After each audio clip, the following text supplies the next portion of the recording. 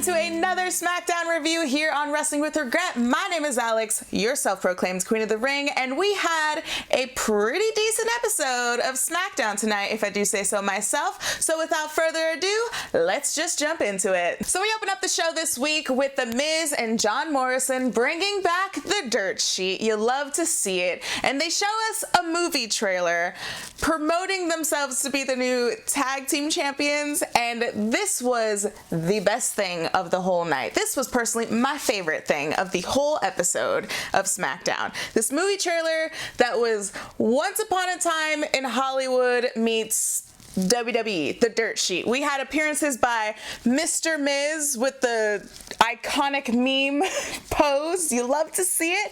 John Laurinaitis, Lance Storm.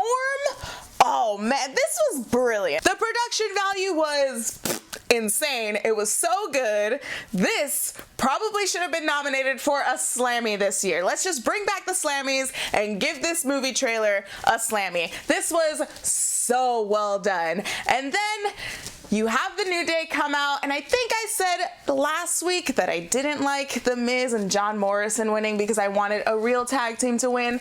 I still stand behind that, but I forgot how good the Miz was and how good John Morrison is on the mic. And then when you mix up the New Day, you get gold. Then you have the Usos come out. It was really good. I liked it. And then Dolph Ziggler and Robert Roode came out to ruin the whole segment. Not really. They just had a match with the Usos, so they had to get ready for that match, and the match was next. Now, personally, I have not been a fan of Dolph Ziggler and Robert Roode. I'm just not a fan. But this was a solid tag match. But that's all it really was. And of course the Usos win. That's all I really had to say. I mean, it was an alright match. It just wasn't very memorable.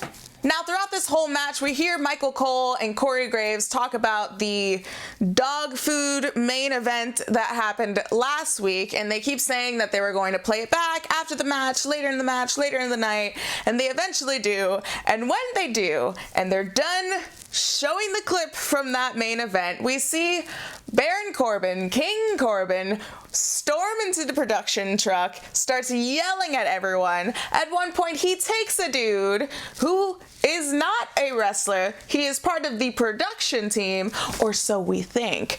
Anyway, he tosses him out of the truck and down the stairs and possibly like murdered him? Not really, but it was fantastic to see that. It was different. I like that we had Corbin just come out and I love the way Corbin is playing this up. I hated Corbin in the beginning of his career, I have to admit, but god damn it, this is good.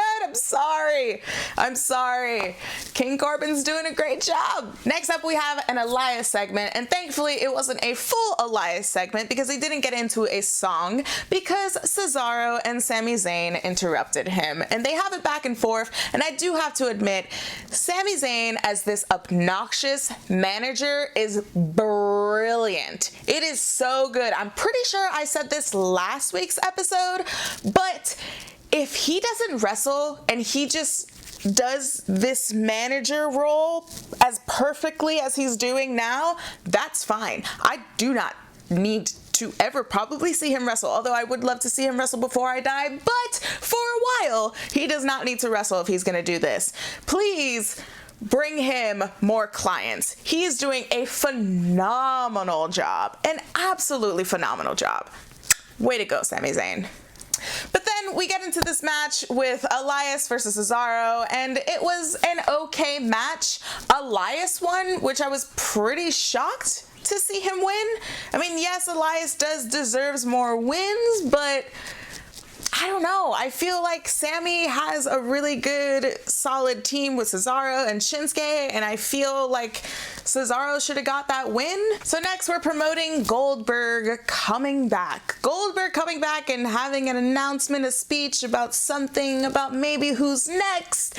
But then then King Corbin interrupts and he says that he will not be silenced. He says Roman Reigns should have been the one to eat the dog food, and he demands one last match. One last match. And I will say, I have to demand that he stays King Corbin for a while. This King gimmick is working for him. He has been so great. This has been the best Corbin that's ever been on the roster right now. It is fantastic. And speaking about fan, during this promo, he walked up to a fan and dumped a drink on top of the fan's head. And of course, Roman Reigns comes out to save the day. And he takes on Corbin's challenge, but instead he suggests that they have one last match in a steel cage. So it's one last match that happened 6 matches ago, but we should have it now. And let's have another stipulation. Oh, I don't know, say a steel cage match because the dog food and the one last man standing wasn't enough. As long as I see Corbin being this asshole, it's great. So we finally get to the big Goldberg news. And I don't know if it was me, but I thought he was actually coming out to the arena. I didn't think that we were gonna have a Skype call, a satellite call from his garage. Is it weird to me? But I don't know, it's different. It's okay, but it definitely worked out for this because he says that he wants to fight again. The Royal Rumble inspired him, he got that itch again, and he wants to fight. And it would be nice if he went after Brock Lesnar, but he's actually going to challenge The Fiend for the Universal title at Super Showdown. But of course, The Fiend actually responds with the Firefly Funhouse breaking news, and we see Bray Wyatt accepting the challenge. And I really love the way that Bray Wyatt just switches his tone and voice between Bray Wyatt and The Fiend, especially when he said that he accepts and to let him in. It was great. This whole thing was good. I honestly was not looking forward to seeing Goldberg during this episode of Smackdown, but since he's challenging for The Fiend, hopefully this dude doesn't have another concussion, because that match that he had with The Undertaker, woo! Let's hope there's not a repeat of that. I'm excited. That's like one match that I see myself wanting to tune in to watch, but I'm definitely not going to tune in. I'm just going to watch it when they show it next week after that show, because you know they're just going to throw highlights all over the episode of SmackDown and Raw of what happened during that show. So I'm excited to watch the highlights from that match. Next, we see Daniel Bryan backstage, and we see Heath Slater. I'm so sorry, but I forgot about Heath Slater, and I'm so sorry. I'm so sorry to Heath Slater and his kids. In very Heath Slater jobber fashion, he is not making Daniel Bryan seem better. It seems like Daniel Bryan might be still affected from his strap match from the Royal Rumble with The Fiend, and maybe he's a little bothered that Goldberg is going to go after The Fiend. But Heath Slater is not making the situation any better, so Daniel Bryan challenges him to a match, and he said, "I'll see you in the ring, bitch." They get into the ring, and it's pretty much kind of a squash match. I mean, did you really see Heath Slater winning? Not really, but shout out to Heath Slater for getting that TV check tonight. Pew, pew, pew, pew. And he actually had a match. It wasn't just a backstage segment. Good for you, Heath Slater. So, of course, Daniel Bryan wins with the yes lock, and Heath Slater doesn't even tap out. He just passes out. He's unconscious, and Daniel Bryan's pretty affected by The Fiend, and maybe they're setting something up with Daniel Bryan with The Fiend again at WrestleMania. Following that, we see Renee Young in the ring, and she's about to interview the new Intercontinental Champion, Braun Strowman. And Braun Strowman seems like he's getting choked up about winning the title. I mean, granted, it's his first title that he's won since being on the roster for how long? I understand. No, actually, no, it's not. They're kind of treating it like it is. Oh, I guess singles title, right? Because he had the tag titles. Ugh, anyway, I can't keep up. Braun Strowman should have won titles a while ago, but that's another conversation for another day. Shinsuke Nakamura and Sami Zayn interrupt, and shout out to Sami Zayn. I said this earlier in this video. He's a great manager right now. He is excellent. He's such an excellent, obnoxious manager. He's just going back and forth with Braun, and Braun's like, listen, if you want it tonight, you can get it here in San Jose. And then Sammy's like, no, we're not going to do it tonight, but you're going to get some punishment. And then the Revival come out and attack Braun Strowman. And I'm just saying right now, we should give Sami a little like Bobby Heenan family with like Shinsuke, Cesaro, Revival. We could also put like maybe Sheamus would be good, and then we could reunite the bar.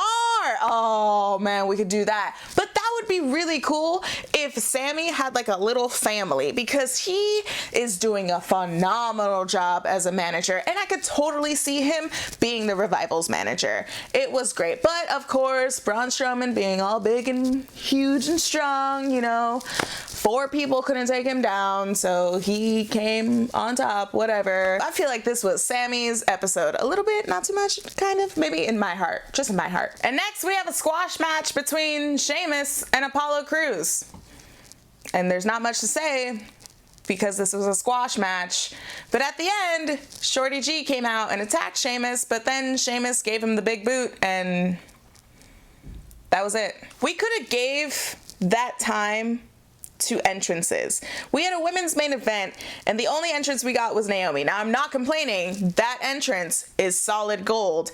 But maybe that meaningless squash match could have been saved for maybe like next week, and we could have had women's entrances. Now, I know some people are probably going to be like, listen, the women's main event was already long. Maybe it doesn't be long enough. Listen, there have been multiple weeks where the main event was Roman Reigns and Baron Corbin, or Roman Reigns and the Usos and Baron Corbin and Robert Roode and Dolph Ziggler. And that main event was hella long for no reason. So I don't see the problem with getting rid of a meaningless squash match and giving the women more time. Is that just me?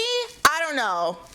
Maybe it is. I know some wrestling fans would highly disagree with me, but I know others would not. And last but not least, we have the main event, the Fatal 4-Way match to determine who is going to face Bayley for the SmackDown Women's Championship. Now, like I said before, the only televised entrance was Naomi. Well deserved, of course. That entrance, I've seen that entrance live before that whole Daft Punk headgear, so I could only imagine how cool it is with the Daft Punk headgear. So Bayley was at ringside the entire match, and there was one point where all the women were outside of the ring and they were all on the floor, and Bayley was of course like gloating and showing off her title and taunting and whatever. Then Naomi got up and got in Bayley's face, and they had a little scruffle, and I totally thought with that and with the entrance, Naomi had this in the bag. Totally thought she had it in the bag. I forgot to mention who was in this match. So it was Naomi, of course, because I've mentioned it a bunch of times, Alexa Bliss, Dana Brooke, and Carmella. Now, out of those 4, who do you think should have won? Now, I know a lot of people said Alexa Bliss, and I know a lot of people really do think that Naomi should have won, and I totally agree. I think Naomi should have won, but Naomi seemed like she was going to win when she gave Alexa Bliss the rear view, but then Carmella came out of nowhere, super kicked Naomi, and pinned Naomi and got the win. Carmella won. Carmella actually won, but thankfully she had no time to celebrate because Bayley ran into the ring and attacked her, and that was just, that was insane. That was kind of cool. I actually really like that. Bayley has really grown on me as a heel. She's doing a phenomenal job. Carmella winning definitely caught me by surprise, and this episode kind of caught me by surprise. It was kind of good. I mean, the beginning was good. Definitely that movie trailer was my favorite. So let's get to pros and cons. Pros and cons. Pros, Sami Zayn. The movie trailer. Oh man, that movie trailer was good. I say those 2 are definitely pros, but cons, ooh, cons. That squash match was a con. We didn't need that. We could have done that next week. whatever. But of course, here at Wrestling with Regret, we want to know what you think. So leave us a comment below, like this video, and share it with all your friends. And of course, subscribe to the channel, Wrestling with Regret. The button is right down there. And while you're down there, the link for my channel, Queen of the Ring, is down there. So you can click on that and subscribe to my channel. And if you want to follow me on social media, I'm at _Queen of the Ring on Instagram, and I'm at @Queen of the Ring on Twitter. So as always, guys, my name is Alex, your self-proclaimed Queen of the Ring, and I will see you next week for another Smackdown Smackdown review for another Smackdown review here on Wrestling with Regret. Bye, guys. Or shall I say, bye, Bill. See you around, Bill. Bye, Bill. That was like, if you saw the episode, Bray Wyatt. Bye, guys.